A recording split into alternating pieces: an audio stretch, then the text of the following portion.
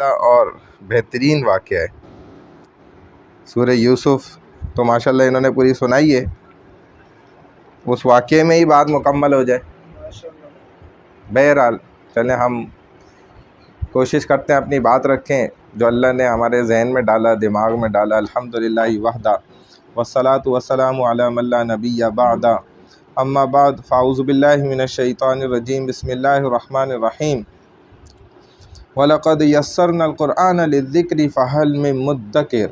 اللہ سبحانہ وتعالیٰ فرماتے ہیں کہ اس قرآن کو ہم نے آپ انسانوں کے لیے بہت ہی آسان کر دیا ہے، بے حد و انتہا یہ قرآن ہر مسلمان کے لیے خوب آسان ہے۔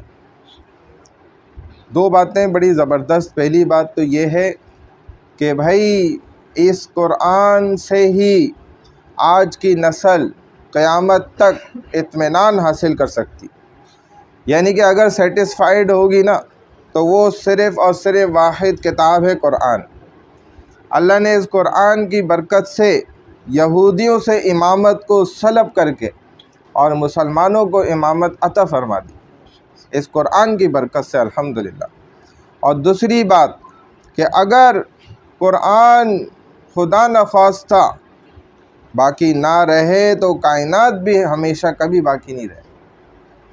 یعنی کہ جو لوگ یہ سمجھتے ہیں نا کہ ہم قرآن کو ختم کر دیں گے، قرآن کی طاقت کو ختم کر دیں گے، قرآن کے ظاہر کو ختم کر دیں گے، قرآن کے باطن کو ختم کر دیں گے، نعوذ باللہ، اور ایسی طاقتیں دنیا میں ہو رہی ہیں، لیکن ہم مسلمان سوئے پڑے، ہمیں ان چیزوں کا علم ہی نہیں ہے کس قدر تیزی کے ساتھ یہ کام چل رہا ہے، اور اس کے مخالفین بھی پھر الحمدللہ دیندار لوگ کھڑے ہیں ان کے مقابلے پہ کہ ہم جان تو دے سکتے ہیں لیکن یہ ہو نہیں سکتا، اور اللہ نے اس کا ذمہ اٹھایا ہوا ہے۔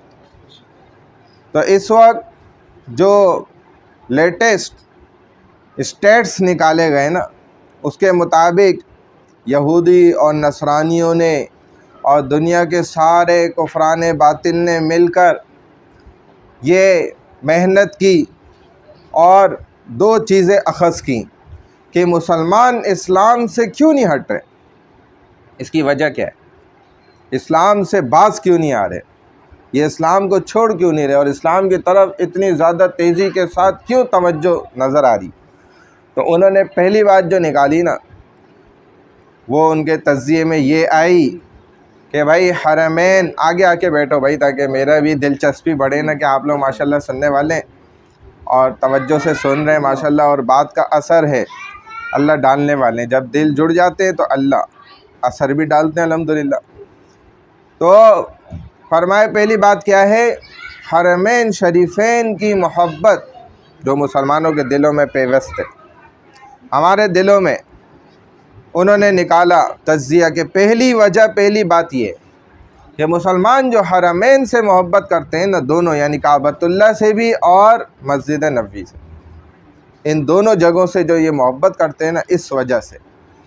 اور دوسری وجہ انہوں نے پتہ کیا نکالی کہ یہ جو قرآن کی محبت ان کے سینوں میں بسی ہوئی ہے نا، اس وجہ سے تو اسلام سے باز نہیں آ رہے۔ اور ہمارے علماء فرماتے ہیں کہ ایک تیسری وجہ اور ہے، اور وہ وجہ کیا ہے، محمد الرسول اللہ صلی اللہ علیہ وسلم کی ذات اور آپ کی ذات کی محبت جو ہم الحمدللہ مسلمانوں کے دلوں میں موجود ہے۔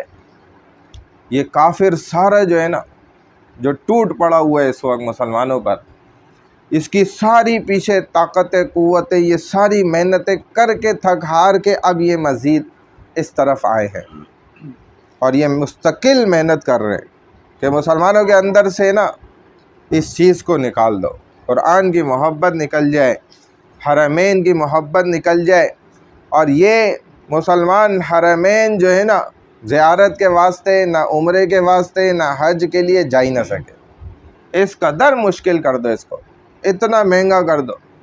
بیچارے ہمارے مسلمان 40 سال، 50 سال ایک ایک پائی جوڑ اور پھر جاتے ہیں، اور آپ دنیا کے پوری وہ نکال لیں حساب کتاب تو سب سے زیادہ جانا آنا پوری دنیا سے لوگوں کا وہ مکہ اور مدینہ کے اندر، اس سب کے باوجود جب کہ روکا جا رہا ہے، کرائے مہنگے کیے جا رہے ہیں، ہوٹل کے کرائے وہاں مہنگے ہو رہے ہیں، جانے آنے کا خرچہ مہنگے سے مہنگا ترین کیا جا رہا ہے، دبا کے پوری کوشش باطل کر رہا ہے، لیکن الحمدللہ کیا ہوا، وہ تو تعداد اور بڑھتی چلی جا رہی ہے، اللہ کا کرم ہے۔ اور جانے والے صرف امیر لوگ نہیں ہیں، یہ بات آپ عجیب سی ہے، کیونکہ دنیا کے سیاحوں میں اگر آپ اٹھا کے دیکھیں گے تو آپ کو نتیجہ یہی نکلے گا کہ جی امیر ترین لوگ جاتے ہیں گھومنے پھرنے، غریب کا کیا کام ہے دنیا میں، اپنے ملک سے باہر نکلنا اس کا کام ہی کوئی نہیں ہے۔ لیکن الحمدللہ جھوپڑ پٹی میں رہنے والا بھی جا کے اللہ اسے توفیق دیتے ہیں، وہ حج کر کے آتا ہے، جاتا ہے وہ عمرہ کر کے آتا ہے، کیونکہ یہ اس کا تعلق محبت کا ہے۔ کبھی بھی حج عمرہ پیسے سے نہیں ہوتا، یہ آپ ذہن سے نکال دیں گے تو بس آپ کر لیں گے انشاءاللہ۔ اور اگر آپ نہیں نکال سکتے تو آپ کے سامنے الحمدللہ تحدیث بن نعمت کے طور پہ کہہ رہا ہوں، خدا نخواستہ تکبر کے لیے نہیں کہہ رہا، کہ میرے پاس تو 1 روپیہ نہیں تھا، اللہ نے حج کرایا، پتہ نہیں کتنے عمرے کرا دیے ماشاءاللہ، میں نے 1 روپیہ نہیں خرچ کیا، حیرت کی بات ہے۔ اور یہ آپ بھی دل میں محبت پیدا کریں تو یہ آپ کو بھی اللہ عطا کریں گے۔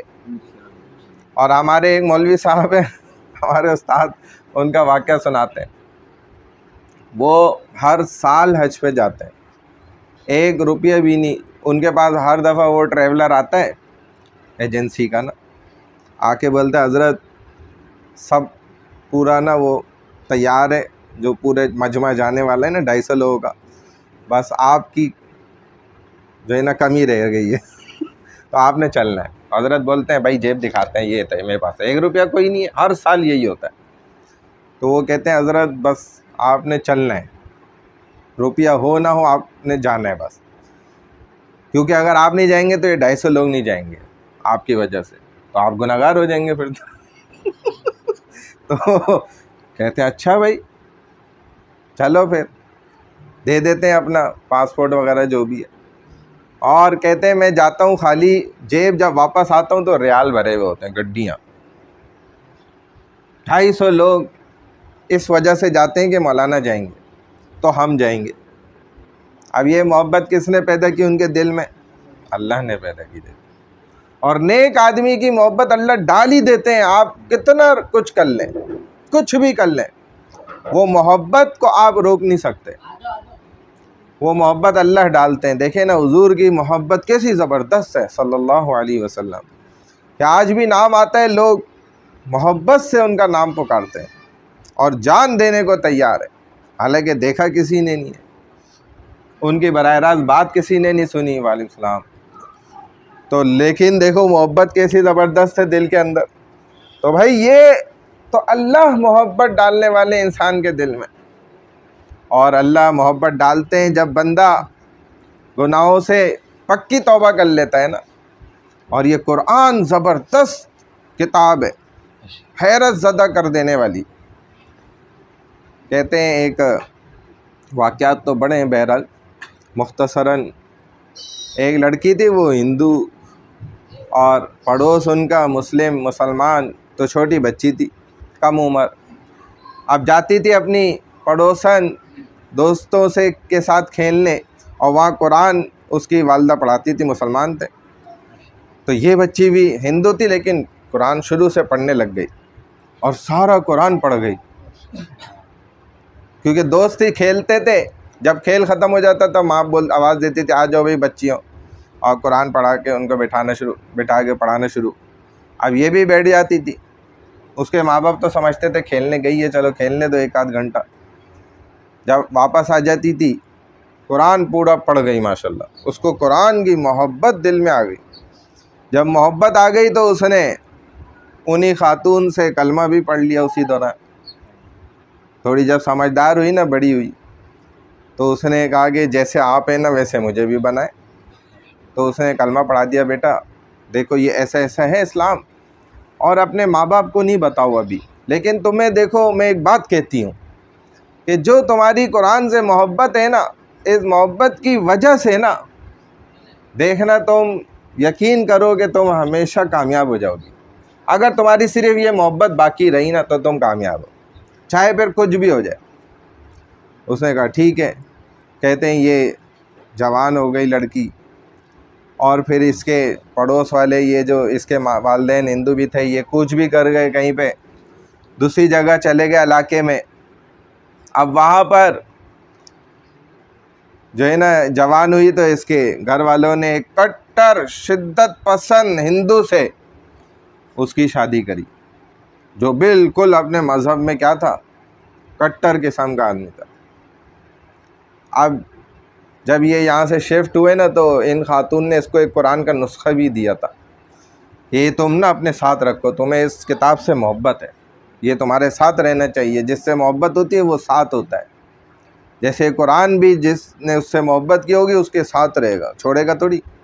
انسان سارے چھوڑ کے چلے جائیں گے, یہ ساتھ ہوگا. بندہ کہے گا بھائی میں تو, میرا غسل ہو رہا ہے, آپ کیوں بیچ میں آ رہے ہو, آپ تو ہٹو, آپ اتنے خوبصورت نوجوان زندہ ہو. یہ اس کو کہہ رہا ہوگا, کہے گا نہیں بھائی میں تو آپ کے ساتھ. پھر کفن پہنایا جا رہا ہوگا, پیکنگ اس کی ہو رہی ہوگی کفن سے, اور وہ بیچ میں آ کے کفن اور سینے کے سے جسم کے درمیان میں داخل ہوگا. تو تب وہ کہے گا بھائی تو نکل باہر, تو جوان حسین زندہ نکل. کہے گا نہیں میں آپ کے ساتھ ہوں. قبر میں اوپر سلیپیں لگ رہی ہیں, مٹی ڈالی جا رہی ہے, وہیں ساتھ اس کے موجود ہے. اور یہ اس کو بار بار کہہ رہے بھائی یہ تم کیوں میرے ساتھ دفن ہو رہے ہو. اس کو پتہ ہی نہیں ہے کون ہے. یہ قرآن ہے, اس سے محبت کرتا تھا نا زندگی میں. تو جب فرشتے آئیں گے ان کو بھی پرے کر دے گا, اور اللہ سے ایسا خطرناک جھگڑے گا. کوئی صحابی نہیں جھگڑا کرے گا, کوئی نبی جھگڑا نہیں کرے گا, سب نفسی نفسی کر رہے ہوں گے بھائی اس دن. تو اس دن یہ کتاب ڈٹ کے آ کے کھڑی ہو جائے گی. آج ہم اسے معمولی سمجھ رہے ہیں نا, یہ کتاب اس دن, یہ سکہ اس دن چلے گا. یہ ایسا پکا سکہ ہے جو وہاں پر یہ جب چلے گا نا تب انسانوں کو سمجھ آئے گی کہ ہم نے دنیا میں کیا کیا تھا اس کے ساتھ. یہ ہم اس کو بڑا معمولی سمجھ رہے ہیں بھائی, یہ ایسی نعمت ہے یقین کریں کسی کو ملی نہیں آج تک, جو اس امت کو اللہ نے دے دی. اتنی بڑی امامت کا منصب دے دیا یہودیوں سے چھین کر. تو اب وہ ڈٹ جائے گا, اللہ سے جھگڑ جائے گا, لڑ جائے گا, اور اللہ سے گویا اگر میں یہ الفاظ بھی کہوں نا کہ آنکھوں میں آنکھیں ڈال کر کہے گا. یہ ایک صورت کا میں بتا رہا ہوں جو حدیث میں ہے, صرف پورا قرآن کیا کرے گا وہ تو اللہ ہی جانتے. وہ تو ہمیں سمجھایا اور بتایا بھی نہیں گیا, صرف ایک صورت کا بتا رہا ہوں کہ یہ ایک صورت ایسی لڑ جائے گی اور کہے گی کہ اللہ آپ اگر اس کی بخشش نہیں کرتے, اسے جنت میں نہیں داخل کرتے, تو مجھے اپنے قرآن سے نکالیں باہر, ہٹا دیں مجھے قرآن میں سے. اپنے کلام میں پھر میں رہنا ہی نہیں چاہتی. جیسے ہمارے یہاں بھی ہوتا ہے نا, آخر جب ہو جاتی ہے تو یہ آخر تک پھر اللہ کہیں گے کہ ہاں بخش دو بھائی اس میرے بندے. یہ ایک صورت کا یہ کمال ہے, پورا قرآن کیا کرے گا. تو اب یہ بچی شادی ہو گئی کٹر ہندو سے نا, اب اس نے رخصت ہو گئی چلی گئی. 1-1.5-2 سال گزرے تو اس کے شوہر کو نا ہو گیا کینسر, خون کا کینسر, اور لاسٹ اسٹیج. پریشان ہو گیا. اب آ کے اپنی بیوی سے کہتا ہے کہ تم نے جتنا وقت میرا تمہارے ساتھ گزرا ہے نا بہت اچھا وقت گزرا ہے, تم بہت فرما بردار, اور مجھے تم سے کوئی شکایت نہیں ہے, اور میرے پاس اب بہت کم وقت ہے, تو لہذا جتنا بھی وقت ہے نا تو مجھ سے کوئی غلطی ہوئی ہے تو مجھے معاف کر دینا. تو اس نے پوچھا بھائی کیا ہو گیا. کہا کہ بھائی مجھے تو کینسر ہو گیا, اور یہ تو خطرناک اسٹیج, بس میں تو تھوڑا ہی وقت ہے, مجھے تو کہہ رہے ہیں 1 مہینہ. کہتی اچھا اگر میں آپ کا علاج کر دوں تو آپ میری ایک شرط مانیں گے. میں نے کہا کیا مطلب, اگر تم میرا علاج کر سکتی ہو. کہا میں علاج کروں گی آپ کا, لیکن آپ کو میری ایک شرط ماننی ہوگی. اس نے کہا میں تو کیوں نہیں مانوں گا, اگر میری جان بچ جائے میں تو آپ کی شرط بالکل مانوں گا, آپ کریں علاج کریں. کیونکہ قرآن پڑھتی تھی تو اس خاتون نے اس کو سکھایا تھا کہ بھائی دیکھو سورہ فاتحہ 11 بار پڑھو, ہر مرض کا علاج ہے, ہر بیماری کا علاج. تو اس نے جو ہے نا اب اس کو پڑھ کے نا دم کرنا شروع کر دیا اپنے شوہر پہ, روز دم کر رہی ہے. اب یہ تھوڑا ہی دن گزرے تو اس نے جا کے نا ٹیسٹ کروایا لیبارٹری سے, اور اس کو اچھا اچھا محسوس ہونے لگ گیا, عجیب کیفیت بدل گئی اس کی. تو ٹیسٹ میں آ گیا کہ جی کوئی کینسر کوئی نہیں ہے. کہاں ہے کینسر, خون تو صاف ہو گیا. اب یہ جب یقین نہ ہے, پھر دوسری کسی جگہ سے کرائے, پھر تیسری کسی جگہ سے کرائے, تو بھائی یہ تو کلیئر ہے, سمجھ ہی نہیں آ رہا ڈاکٹروں کو بھی یہ کیا ہوا ہے. جب گھر آ گیا بیوی کو بڑا خوش ہو گیا کہ یہ تم نے کیا کیا ہے, کیا پڑھا ہے. تو اس نے بولا بھائی میں نے جو بھی پڑھا ہے, لیکن آپ کو اپنی شرط تو یاد ہے نا جو آپ نے مجھ سے کی تھی. کہتا ہاں ہاں مجھے بالکل یاد ہے. تب اس نے پھر پول کھولا کہ بھائی بات یہ ہے کہ میں ہوں مسلمان, اور یہ ہے قرآن جو میں آپ کو پڑھ کے نا پھونکتی تھی, لہذا اب آپ بھی کلمہ پڑھیں اور مسلمان ہو جائیں. کہتے ہیں اس کا شوہر تو خوش ہو گیا کہ بتاؤ کیا دین ہے, کیا کتاب ہے, کہ ایک سورت کا یہ کمال ہے تو پورے قرآن کا کیا کمال ہوگا. اللہ والے کہتے ہیں تم نے دیکھنا ہے نا کہ اللہ سے تمہاری محبت ہے کہ نہیں ہے, تو بس یہ دیکھو آج میں نے تلاوت کی تھی نہیں کی تھی. یہ اس کا تھرمامیٹر ہے, چیک ہو جائے گے, خود ہی اپنے آپ کو چیک کر لو, کسی کے پاس جانے کی ضرورت نہیں ہے. تو اسی لیے فرمایا ایک شخص کو اور کینسر ہوا تھا ہمارے ایک, وہ دنیا جہاں کی اس نے کوششیں کر لی, کدھر نہیں وہ گیا, کروڑوں روپیہ اس نے خرچ کیا میری جان بچ جائے. کسی نے آخر میں کہہ دیا بھائی ایک مولوی صاحب ہیں, اللہ والے بزرگ ہیں, ادھر چلے جاؤ, انشاءاللہ تیرا کام ہو جائے گا. تو وہ صاحب جو ہے نا چلے گئے, انہوں نے کہا بھائی آخری ٹرائی یہ بھی کر لو, مرنا تو ویسے ہی ہے.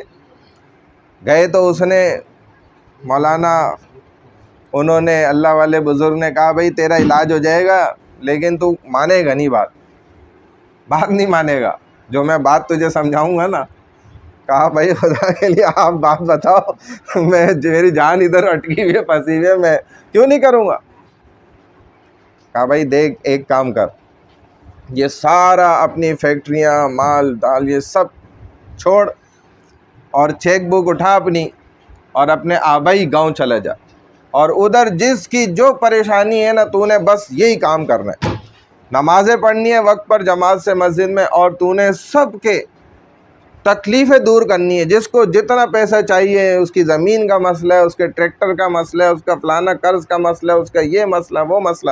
پیسہ تو تیرے پاس بہت ہے نا, اب ادھر لٹا, ابھی تو نے اپنے اوپر تو بہت لٹا لیا نا, ابھی جاؤ یہ کام کرو, 40 دن سے پہلے واپس نہیں آنا ہے, اور کسی سے کوئی رابطہ نہیں رکھنا ہے. اب اس نے سوچا, اس نے بولا اگر ادھر ہی جان بچنی ہے تو یہ بھی کر لو, کیا ہو گیا. ارادہ کر کے نکل گیا, چیک بکس اس نے لے لی اپنی, اور گاؤں پہنچا.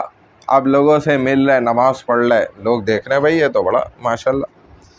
پوچھ رہے ہاں بھائی کیا مسئلہ آپ کا. جی میں تو غریب آدمی ہو گیا, میں تو ٹریکٹر ہی نہیں, میں تو یہ پریشانی. یہ لے بھائی جا, اوئے ہوئے اللہ تیرا بھلا کرے بھائی, اللہ تیرا. آسمان کو دیکھ کر, یہ تو علماء نے بھی لکھا نا, جب بندہ آسمان کی طرف دیکھتا ہے تو یہ بھی دعا کی قبولیت کی نشانی بن جاتی ہے, کیونکہ وہ اسی لیے تو دیکھ رہا ہوتا ہے کہ اب وہیں سے ہونا ہے, یہاں کہیں سے نہیں ہونا ہے. موسیٰ علیہ السلام کے زمانے میں جو بندہ تھا نا نوجوان, پھر موسیٰ علیہ السلام کو اللہ نے کہا تھا نا جا کے نماز جنازہ پڑھے, اور اے موسیٰ ایسی توبہ کی تھی کہ سب کی مغفرت ہو جاتی اگر یہ مانگ لیتا نا. ایسا اس نے رویا دھویا تھا نا ہماری طرف دیکھ کر, جب اس کو کوئی آس پاس نہیں دیکھا. تو اب لوگ دعائیں دے رہے ہیں, کسی کی زمین کا مسئلہ, پیسے دے دیا بھائی یہ لے زمین خرید, یہ لے بھائی قرضہ دے, یہ لے بھائی تیرا مسئلہ حل کر, یہ لے گھر کا مسئلہ, یہ لے اتنا پیسہ لے, یہ لے. اب جب لوگوں کو پتہ چلتا ہے تو ہر بندہ آتا ہے, جس کی تکلیف بھی نہیں ہوتی وہ بھی آتا ہے, اور یہ دے جائے. ابھی تقریباً 9 10 12 دن گزرے, اپنی طبیعت اس کو عجیب محسوس ہونے لگ گئی. یہ تو طبیعت میری بڑی بحال ہو گئی ہے, بڑا مزہ آ رہا ہے, اچھا لگ رہا ہے. اور یہ ہوتا بھی ہے, انسان اپنے آپ کو بیماری خود لگاتا ہے, یہ حقیقت ہے. طب بھی یہ بات مانتی ہے, سائنس بھی یہ بات مانتی ہے کہ انسان جب دو رخا بن جاتا ہے نا, کہ باہر سے کچھ اور ہو جاتا ہے, اندر سے کچھ اور, تو یہ اپنے آپ کو بیمار کرنا شروع کر دیتا ہے. یہ جب چہرے پر جو ہوتا ہے وہی جب یہ پیچھے بن جاتا ہے نا, پھر یہ بیمار ہو ہی نہیں سکتا. چاہے کتنا بڑے ڈیزیزز ہونا, اس کو لگ ہی نہیں سکتے. یہ اس کو بیماری لگتی ہی اپنی وجہ سے, کہ باہر سے کچھ بن جاتا ہے, اندر سے کچھ ہو جاتا ہے, جس کو دوسرے لفظوں میں دو رخا بھی کہا جاتا ہے, منافق بھی کہا جا سکتا ہے. تو اس کے خون میں نا پھر برائیاں آنا خود شروع ہو جاتی ہیں. یہ کسی سے حسد کرتا ہے، وہ کہتے ہیں نا کوئی حاسد خود ہی اپنے حسد میں جلا کرے. جلا کرے کیوں بھائی، کیوں جلے؟ خود انسان مانتا ہے کہ جب آدمی حسد کرتا ہے اس کا خون جلتا ہے، جل رہا ہوتا ہے. اس کو جلن بھی کہا جاتا ہے. خود ہی اپنے حسد میں جلا کرے. وہ شمع کیا بجھے جس سے روشن خدا کر. اور شمع کیا کرتی ہے؟ روشن کرتی ہے، وہ روشنی پھیلا دیتی ہے. تو حسد کی الٹ کیا ہے؟ غبطہ. غبطہ کیا ہے؟ حسد کیا ہے؟ حسد تو یہ نا کہ دوسرے کی نعمت دیکھی اور جل رہا ہے اور کوڑ رہا ہے اور کہہ رہے ہیں کہ اس سے اس نعمت یہ چھن جائے اور مجھے مل جائے. یہ حسد ہے، یہ اس پر گناہ ملتا ہے، یہ حرام ہے کرنا. اور اس کی سب سے بڑی برائی کیا ہے کہ انسان کا خون فاسد ہونے لگ جاتا ہے، گندا ہونے لگ جاتا ہے اندر سے. جس کا خون گندا ہونے لگ جائے اس کے جسم کا کیا حال بنے گا. اور جب آدمی غبطہ کرتا ہے، غبطہ کیا ہے کہ بھائی ماشاء اللہ کیا نعمت ہے اس کے پاس، زبردست، واہ واہ یا اللہ اس کی نعمت میں بھی برکت ڈال، مجھے بھی عطا فرما. اور یہ ثواب ہے، اجر ہے، نیکی ہے. اس کی بھی نعمت کی دعا کر دی، اپنے لیے بھی مانگ لی، اور پھر اللہ عطا فرماتا ہے. اور یہ عادت ایسے نہیں بن جاتی خود بخود. پہلی عادت تو خود بن جاتی ہے، دوسری نہیں بنتی. جیسے کھیت سے فائدہ لینے کے لیے ہل چلانا پڑتا ہے، پانی ڈالنا پڑتا ہے، سب کچھ محنت اسپرے مارنے پڑتے ہیں، اور اجاڑنے کے لیے کیا کرنا پڑتا ہے بھائی؟ کچھ نہیں کرنا پڑتا، ہاتھ پہ ہاتھ رکھ کے گھر بیٹھنا ہوتا ہے. تو پیچھے آ جائے بات میں نے چلائی کہ ہم اپنے خون کو گندا کرتے ہیں، کسی سے حسد کر رہے ہوتے ہیں، کسی سے کی چغلی کرتے ہیں، کسی کی غیبت کرتے ہیں، کسی کے ساتھ کینہ رکھتے ہیں. کینہ رکھنے والے کی تو اس رمضان میں بھی بخشش نہیں ہوتی. کسی کی چغلی لگا رہے ہوتے ہیں، کسی کی جو ہے نا جھوٹ بول رہے ہوتے ہیں، کسی کو دھوکہ دیتے ہیں، کسی سے فریب کرتے ہیں، پتہ نہیں کیا کیا کرتے ہیں. تو یہ برائیاں خود ہمارے اپنے خون کو گندا کرنے لگ جاتی ہیں پیچھے سے، اور پھر انسان بیمار ہو جاتا ہے. پھر قرآن بھی کیا اس کو شفا دے گا؟ سوچے تو صحیح. تو بہرحال اب وہ نے جب کرنا شروع کرا، خون صاف ٹیسٹ کرانے چلا گیا شہر میں. کرایا تو اب خوش ہو گیا، بھائی یہ تو کوئی کینسر ہی نہیں ہے میرے اندر تو. اب لیکن مولانا ان اللہ والے بزرگ کی بات تو یاد تھی، بھائی 40 دن پورا کاٹ کے کر کے آنا ہے، پہلے نہیں آنا. لیکن دیکھو انسان ہے نا، جلد باز ہے، عجولا، جہولا، کفورا، سب ہے. تو اب آگیا حضرت یہ آپ نے کیا کیا ہے؟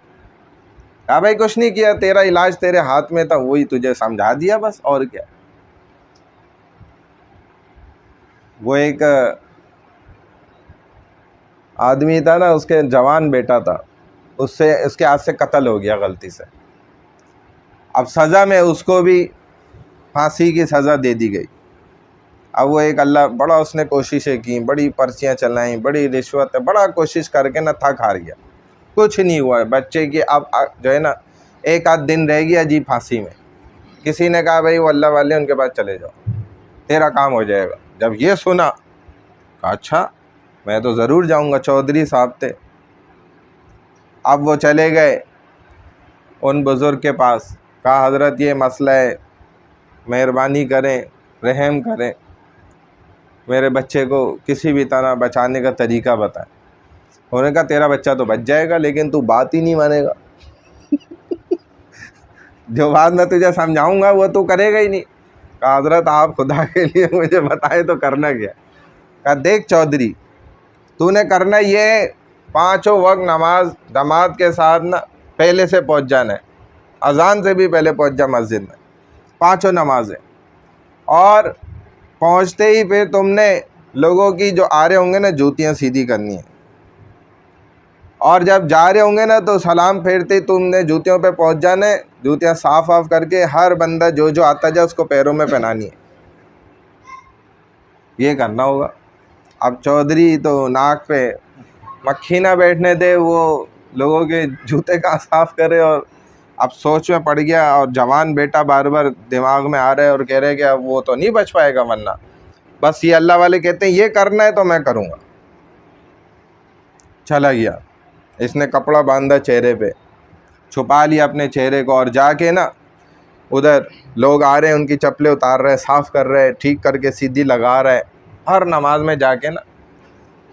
اب وہی آخری رات عشاء کی نماز ہے، اور صبح اس کے بچے کی پھانسی ہے۔ اس نے جس آدمی کو اس کی جوتی صاف کر کے رکھی تھی سیٹ کر کے، وہ آیا اس کو پیر میں پہنائی تو وہ دیکھ رہے کہ بھائی یہ کون ہے، اتنی بڑی عمر کا بندہ، بھائی تو یہ کپڑا تو ہٹاؤ، کون ہو؟ تو نہیں ہٹا رہا، زبردستی ہٹایا تو بولا چودھری تو یہ کیا کر رہے ہو؟ تو رونے لگ گیا بیچارے، آنسو نکل گئے۔ اور اسی کا وہ بیٹا تھا جو اس کے ہاتھوں قتل ہوا تھا۔ کہہ رہا بھائی میں نے اللہ کے لیے معاف کیا، میں نے معاف کر دیا تیرے بچے کو، خون معاف کرا۔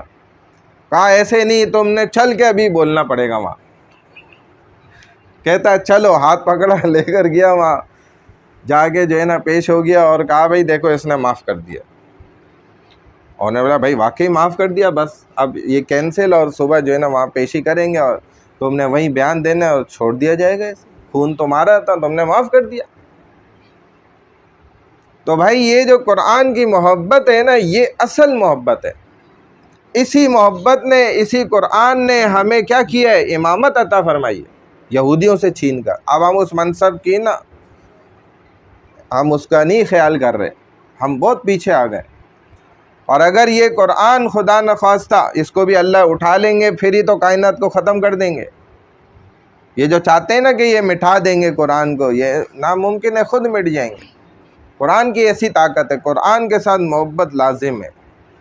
صرف ایک وہ شخص نا لڑکی خوبصورتی کے چکر میں اس سے شادی کری اور اپنا دین بھی چھوڑا، لیکن اس کے دل میں بس قرآن کی محبت تھی، اور قرآن اوپر رکھا تھا، دروازے سے جاتے ہوئے دیکھتا تھا بس۔ اس کے باپ نے شرط رکھ دی تھی بھائی تم قرآن اور یہ سب چھوڑ دو گے، دین اسلام ہمارا کرسچینٹی تم نے ایکسیپٹ کرنی ہے، اور تم اپنی کوئی پریکٹسز نہیں کرو گے۔ اس نے قبول کیا، لڑکی کی محبت میں گر گیا، بس قرآن اوپر رکھ دیا چھپا کے۔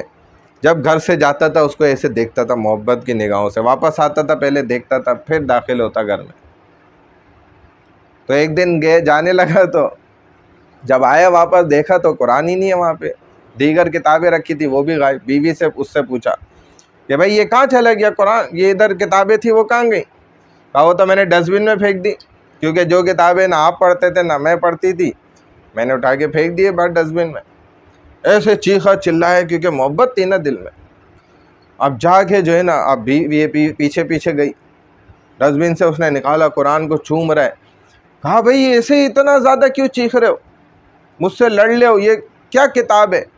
کہا پگلی تو جانتی نہیں ہے یہ کیا کتاب ہے، یہ تو قرآن پاک ہے۔ کہا اچھا تم نے تو وعدہ کیا تھا کہ تم نہیں یہ سب چھوڑ دو گے، اور تم ابھی تک یہ کر رہے ہو۔ اچھا میں ابھی اماں ابا کو بتاتی ہوں، اپنے والدین کو بتانے، وہ ادھر بھاگی گھر کی طرف، یہ باہر بھاگا مسجد کی طرف۔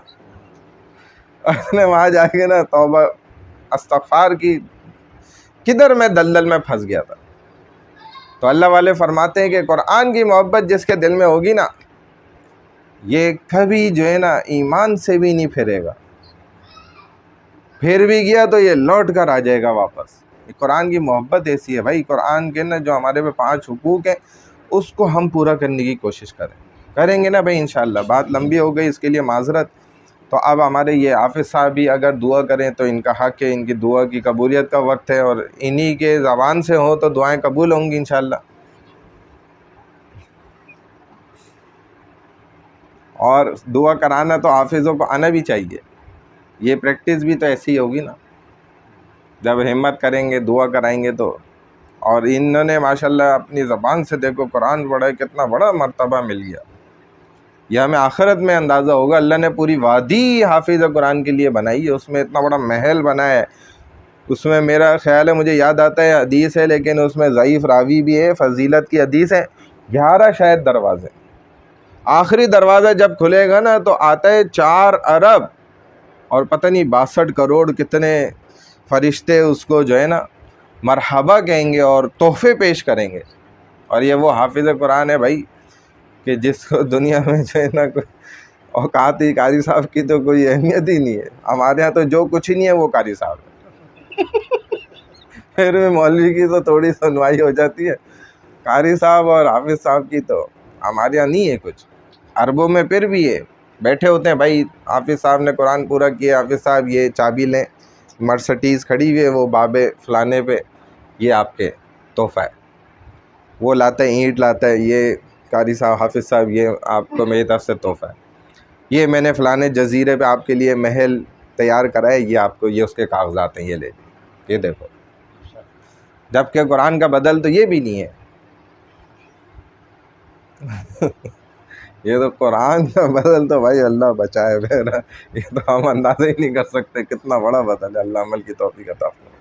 الحمدللہ رب العالمین والعاقبۃ للمتقین والصلاۃ والسلام علی سید الانبیاء والمرسلین نبینا محمد وعلی آلہ واصحابہ اجمعین۔ اللہم اہدنا فیمن ہدیت وعافنا فیمن عافیت وتولنا فیمن تولیت وبارک لنا فیما اعطیت۔ اللہم حبب الینا الاسلام، اللہم حبب الینا القرآن، اللہم حبب الینا الایمان وزینہ فی قلوبنا وکرہ الینا الکفر والفسوق والعصیان، اللہم اجعلنا من الراشدین یا ارحم الراحمین یا ذا الجلال والاکرام یا ذا الجلال والاکرام یا رؤوف الرحیم یا حنان و یا منان یا ذو العرش المجید یا غفور الرحیم یا رحمان یا رحیم یا اللہ یا اللہ یا اللہ۔ ہم تیرے بہت ہی خطا کار بندے ہیں یا اللہ، ہم تیرے بہت ہی بڑے مجرم بندے ہیں یا اللہ، ہم نے جان بوجھ کر بڑی خطائیں کیں یا اللہ، ہم نے انجانے میں بڑی خطائیں کیں یا اللہ۔ آپ نے ہمیں پاکیزہ پیدا فرمایا یا اللہ، آپ نے ہمیں پاکیزہ دل عطا فرمایا یا اللہ، آپ نے ہمیں پاکیزہ خون عطا فرمایا یا اللہ، ہم نے سب کچھ گندا کر دیا یا اللہ، ہم نے سب کچھ بگاڑ دیا یا اللہ، ہم نے سب کچھ خراب کر دیا یا اللہ، ہمارے ہاتھوں سب کچھ بگڑ گیا یا اللہ۔ یا اللہ، ہمیں پہلا جیسا بننے کی توفیق عطا فرما دیں یا اللہ، ہمیں پھر سے پاکیزہ دل والا بننے کی توفیق عطا فرما دیں یا اللہ، اپنے دلوں کو پاکیزہ کرنے کی توفیق عطا فرما دیں یا اللہ، اپنے خون کو تمام برائیوں سے پاکیزہ بنانے کی توفیق عطا فرما دیں یا اللہ، اپنے جسم کو گناہوں سے ظاہری اعتبار سے بھی اور باطنی اعتبار سے بھی پاکیزہ کرنے کی محنت میں لگنے کی ہمیں توفیق عطا فرما دیں یا اللہ۔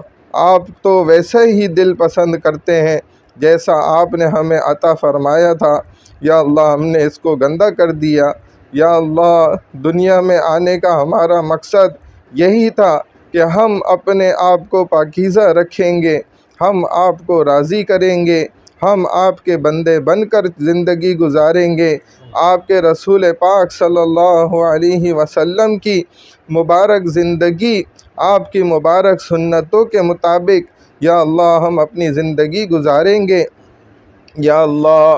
ہم تو اس سے بہت پرے چلے گئے یا اللہ، ہم تو یہود و نصارہ کے طریقوں پر چل گئے یا اللہ، آپ کی سنتوں کے جنازے نکلے یا اللہ، ہمارے دلوں پر ذرہ فرق نہ پڑا یا اللہ، ہم نے اس کے لیے کوئی کوشش نہ کی یا اللہ، ہم نے اس کے لیے کوئی محنت نہ کی یا اللہ، ہم سے بڑا جرم عظیم ہو گیا یا اللہ، ہم سے بڑے بڑے جرم ہو گئے یا اللہ۔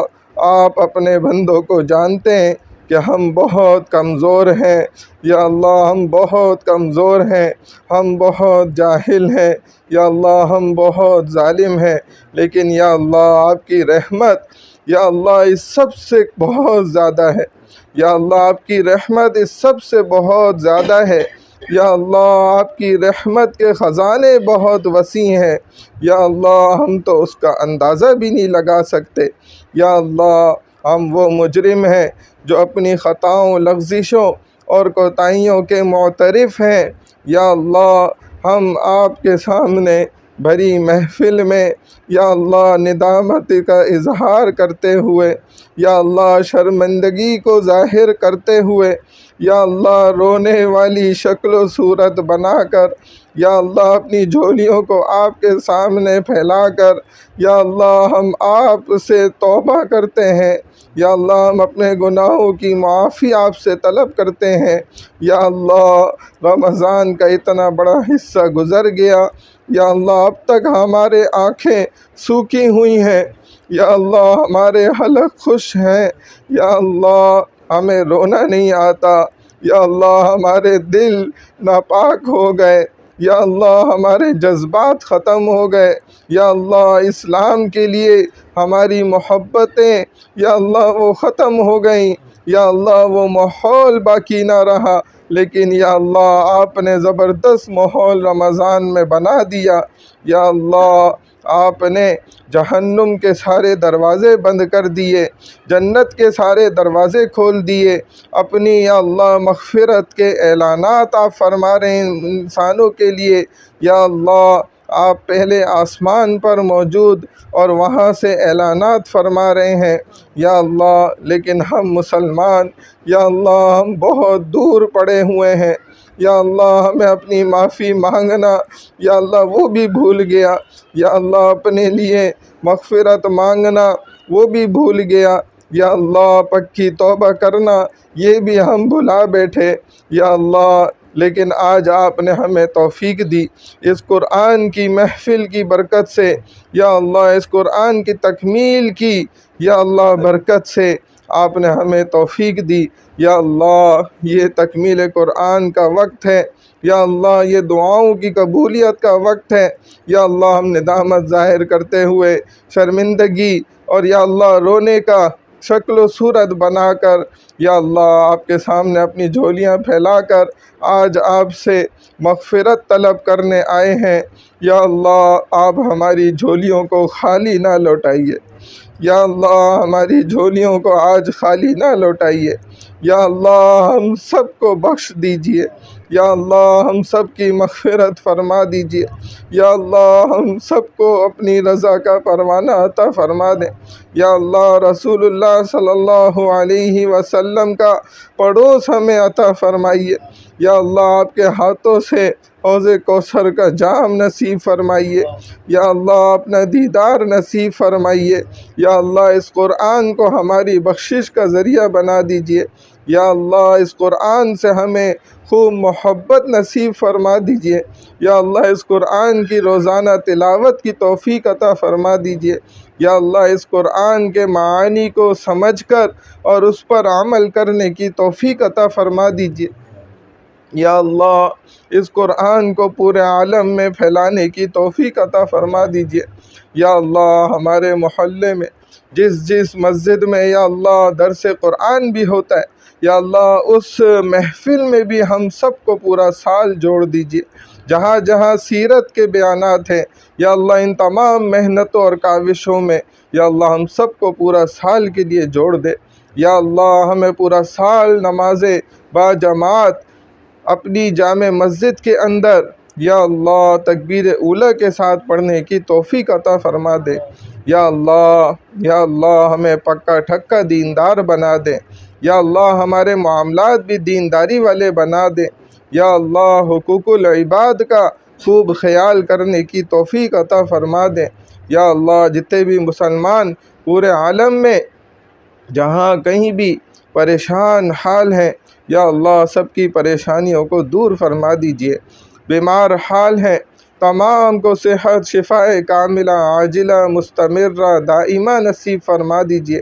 یا اللہ جتنے بھی مسلمان اس دنیا سے رحلت فرما چکے ان تمام کی مغفرت فرما دیجئے، خصوصاً ہمارے والدین عزیز و قریب رشتہ دار ہمارے اہل محلہ یا اللہ ہمارے مقتدین حضرات یا اللہ ہمارے اساتذہ ہمارے علماء ہمارے بزرگان دین ہمارے اولیاء ہمارے صوفیاء یا اللہ جتنے بھی لوگ اس دنیا سے رحلت فرما چکے یا اللہ ان سب کی قبروں کو نور سے منور فرما دیجئے، یا اللہ ہم سب زندوں کی بھی مغفرت فرما دیجئے، یا اللہ ہمارے مسلمان مردوں کی بھی مغفرت فرما دیجئے، یا اللہ رسول اللہ صلی اللہ علیہ وسلم کا جو مشن تھا، یا اللہ اس مشن پر ہم سب کو چلنے کی توفیق عطا فرما دیجئے۔